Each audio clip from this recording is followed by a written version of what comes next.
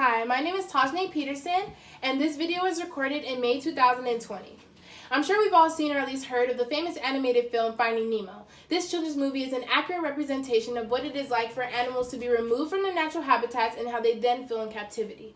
Nemo, the fish son of the main character Marlin, gets taken in a Ziploc bag from the drop-off by human scuba divers, where he is then delivered into a fish tank located in a dentist's office. The other fish Nemo meets in the fish tank conspire with Nemo to escape their confinement. They are unsuccessful in their attempt, however. These scenes just go to show that no animal truly wishes to live in captivity. They instead crave freedom. Essentially, Nemo was kidnapped from his home to be put in a fish tank for decoration. Why else would people have fish in their tanks? You can only observe fish through the glass. You can't play with the fish, so why would we steal them from the ocean? Aquarium owners aim to fill up their fish tanks with as much marine life species as possible in order to attract and provide customers with more scenery to entertain themselves with. These same principles apply to zoos. According to the Association of Zoos and Aquariums, 181 million people in the U.S. visit aquariums and zoos each year. Worldwide, 700 million people visit these terror centers annually. Do you understand how much profit zoo owners are making from our foot traffic? The more we visit zoos and aquariums, the more we encourage these anti-animal companies to continue to extort animals for monetary gain. Keeping these animals in confinement is cruel and unethical because it strips animals from their rights.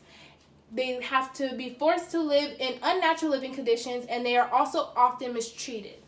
Animals live in poor living conditions when they are placed into zoos or aquariums. If you haven't seen the movie Blackfish on Netflix yet, your heart has been broken by the agony marine life experience in captivity. For example, orcas constantly have to deal with sunburn because the pools and aquariums are not deep enough to protect the orcas from the sun's harmful rays. The deepest pool in SeaWorld is only 40 feet deep, and orcas are used to swimming in 330 feet below the ocean surface. In addition, because of the high chlorine levels in the aquarium pools, marine animals, especially dolphins, have a hard time opening up their eyes. Imagine being blind in your own prison. You can't see or do anything, which is just utterly heartbreaking to me. Lastly, surplus animals in aquariums or zoos are killed, sold, or considered useless. In zoos, when animals are no longer needed, they are either shipped off to another zoo, given to livestock markets to be killed, or even thrown into the lion's den. According to a 2014 news article on CNN.com, Marius, a healthy male giraffe, was thrown into a lion exhibit in front of a live audience where he was dismembered by lions. Marius became useless when scientific directors determined they did not want Marius to inbreed, nor did they think that he had any business joining a giraffe herd. Zoos also cannot and do not put enough effort into replicating the natural habitat of animals. Orcas, or killer whales, who reside in aquariums live in chlorinated pools of water that will never compare to the natural habitat they originate from, the ocean. And the same goes for a majority of all animals in confinement. The wild is much, much larger than the small, cramped exhibits. Furthermore, animals suffer from the psychological and emotional problems due to living in captivity. If you are limited to approximately 3,000 square feet to swim in when you're used to having a limited space in the ocean, you probably become a lot bored and a lot depressed. Unfortunately, it is very common for animals in incarceration to feel this way. Animal specialists have generally defined this condition as zoochosis, the stereotypical behavior of animals in captivity who give no obvious goal or function due to depression of being encaged. Keep in mind, this is a real illness triggered by animal confinement to feel this way. Moreover, according to the Blackfish documentary, animals in captivity cannot live as freely as they would in the wild because their lives are constantly being controlled and manipulated by humans. For example, dolphins and orcas are starved and isolated unless they perform tricks or comply with the behaviors that humans desire. In this situation, animals are forced to cooperate, because if not, they'll starve, which restricts them from making any of their own decisions that they would in their own natural habitat. Lastly, animals are stripped from all their rights when they are in captivity. Less than 1% are released back into the wild, meaning most animals never get the taste of freedom again. And to make matters worse, Humans perform intercourse for the animals by retrieving semen from male animals and then manually inseminating the females in order to make more profit. Breeding animals allows aquariums and zoo owners to save money by not buying new animals from the market. It's terrible, right?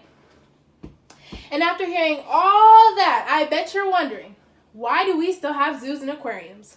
That's a good question. The reason there are still zoos and aquariums are because the people haven't spoken up enough for owners to shut down the zoo and aquarium facilities. By continuing to not show support against the imprisonment of animals, we are enabling zoo and aquariums to keep running their businesses. If we want change, we must collectively seek it together. The problem of zoos and aquariums exists because people keep going there. If zoos and aquariums weren't making any money, they wouldn't be open. Owners would be discouraged to keep zoos and aquariums open because they would be losing money from taking care of the basic needs of the animals and not earning anything from it. Basic needs include food, water, and maintenance of exhibits, which is really expensive. The way we can stop the mistreatment of animals, stop animals from living in unnatural living conditions, and stop zoos and aquarium from stripping the rights from these animals that they encage, we simply must stop going to these institutions. My solution to remedy the existence of zoos and aquariums is to advocate everyone to stop going to these terror centers. Moreover, I would encourage others to support pro-animal rights organizations and sign petitions to close zoos and aquariums permanently. The more love and support we show petitions and animal rights activists, the higher the probability the animal rights activists will have their day in court to win freedom for the animals. The less people visiting zoos and aquariums will decline the willpower of owners to upkeep their business. They'll either be forced to shut down because they aren't making enough money, or the courts will have to shut them down because there were enough petitions signed to fight against the conduction of zoos and aquariums. My solution is desirable because animals will be able to live in the wild again, which is the goal. If we force zoos and aquariums to shut down, we will be able to make this a reality for animals currently residing in an artificial home that's mimicking their natural habitat. Animals need us to do this for them so they can live healthier, better lives. It is not fair to abuse animals for entertainment and economical purposes when they are living beings with feelings, and if they prefer to live in the wild, we as humans should be able to grant them that right. If enough of us petition, the Zoo Licensing Act of 1981 will be abolished, and only endangered species will be admitted into treatment and rehabilitation centers and then eventually released back into the wild. The animals who were once in prison will be free to live natural lives. However, if we fail to act, animals will continue to suffer in captivity as the zoo and aquarium owners continue to profit off of our ignorance. Visit change.org or the petitionsite.org to join the thousands of people advocating against the imprisonment of animals in zoos and aquariums. In addition, stop supporting zoos. Don't visit SeaWorld, San Diego Zoo, Safari Park, or the Long Beach Aquarium of the Pacific, or any other institution that encages animals. These poor animals don't have a voice and are completely subject to human control, as we have witnessed throughout this speech. So we are the only hope for our animals. If we all must coexist, we should look out for one another, because what makes our life any valuable than theirs? Thank you guys so much.